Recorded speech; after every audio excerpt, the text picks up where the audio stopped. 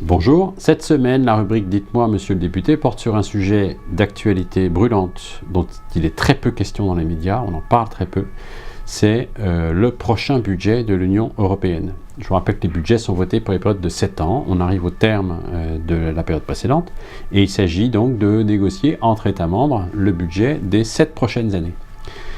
Et pour cela, la procédure veut que l'ensemble des États membres discutent sur la base d'une proposition de la Commission européenne. Cette proposition, elle est toute récente, elle a été remise le 31 mai dernier.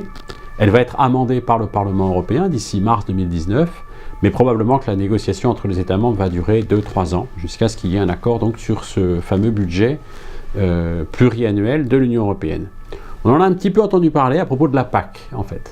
Parce que, il n'a été question que de ça du reste, c'est une proposition de la Commission qui consiste à réduire le budget européen de 5% de la PAC. Immédiatement jugé inacceptable par la France, naturellement, qui est bénéficiaire de la PAC. Pourquoi c'est moins 5%?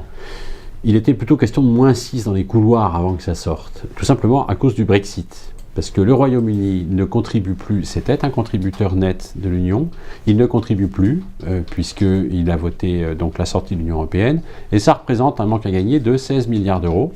Alors 16 milliards sur un budget de 400 pour la PAC uniquement, hein.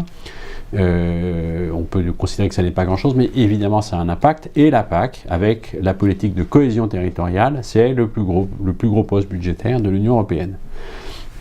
Donc sur cette base, évidemment, il va y avoir des amendements donc, du Parlement européen, une négociation dans un contexte très tendu, puisque les États membres contributeurs disent on ne veut pas dépenser un centime de plus, mais les États membres qui bénéficient de l'Union disent on ne veut pas perdre un centime. Donc cette discussion va probablement, encore une fois, durer 2 à 3 ans, et nous aurons l'occasion certainement d'en reparler. À la semaine prochaine.